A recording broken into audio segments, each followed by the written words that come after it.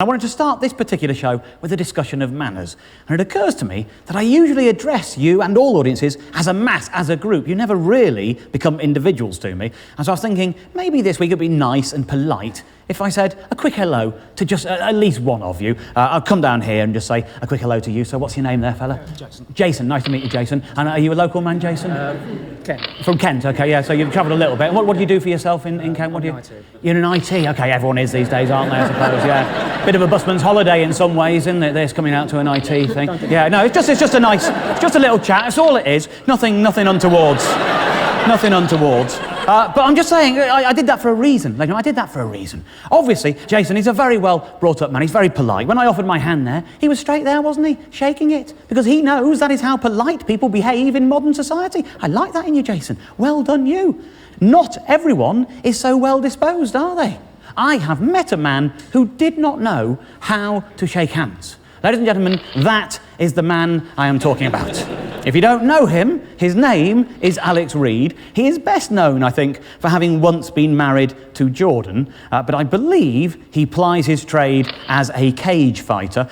Incidentally, that screen is there for information purposes. It's not a scaled-up version of his business card. Although it would be magnificent if it were. Now, if I'm going to tell you that I met Alex Reid, my ego insists that I make it very clear I was not working with Alex Reid. I was working in the same building as Alex Reid. I was in the makeup chair having my brow tended to by a young lady. In walked Alex. I did what polite people do. I am polite.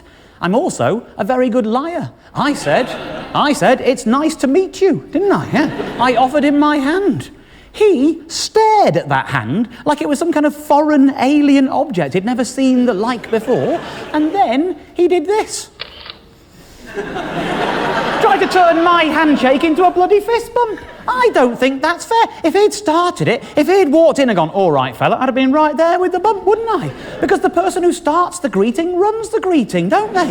Those are the rules. You join in with whoever starts it. And I started it with a handshake.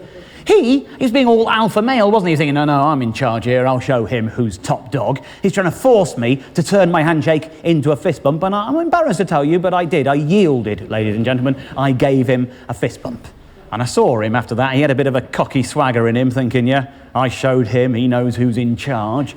Little does he know, ladies and gentlemen, secretly, up here, I was playing stone, scissors, paper. So I win. I win, that's the important thing. In fact, I win twice, because when he sat down in the makeup chair, he proceeded to explain exactly how many cold sores he had, and I was left feeling quite pleased that we hadn't pressed any more flesh than was strictly speaking necessary.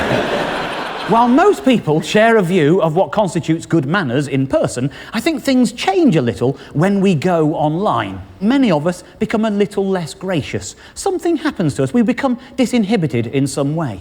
I noticed it very much after I got married. Here I am, ladies and gentlemen, on my wedding day, and you might think that that was not an appropriate outfit for that wedding, but let me tell you, we are made for each other, we really are. Anyway, after I got married, a couple of things happened. One of the things was that people saw pictures of me and my new bride, and I found complete strangers started contacting me via Twitter or email or Facebook, and they would say, you're punching above your weight, hey, never met you before, have I, calling you ugly? I don't think that's a very nice thing to say to a stranger.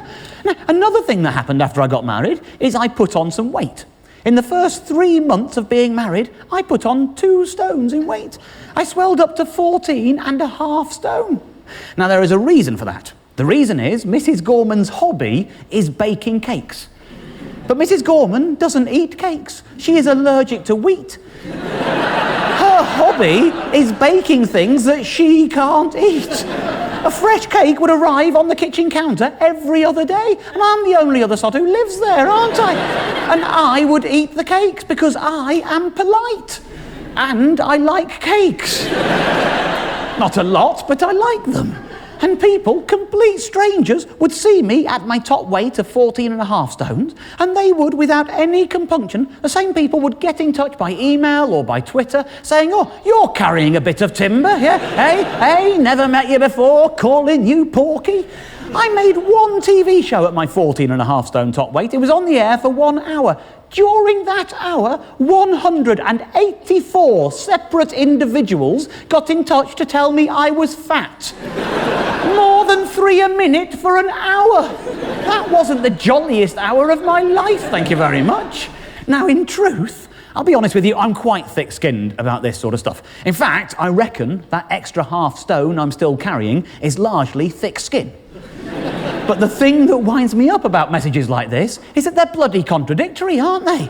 If this is the timeline here, ladies and gentlemen, and that there is my weight, and that there is where I'm punching, well, surely as my weight increases, there should be less room left above it for punching, shouldn't there? At some point, I should be in negative equity. I should be punching below my weight, shouldn't I? Except it doesn't really work like that, does it? That's not what they're really talking about. What they're talking about is the attractiveness quotient, aren't they? On the attractiveness quotient graph, there's me there, and there's Mrs. Gorman there, who I freely admit is a more visually stimulating individual than I. Now, we got married on the 8th of October 2010. That is the day on which the cakes started arriving. That is the day I started piling on the pounds. That is when I started lowering my attractiveness quotient while Mrs. Gorman carries on at her usual gorgeous level. What she's doing there, secretly, with her so-called hobby of baking cakes, is she is making herself exponentially more attractive, isn't she? That's what she's up to.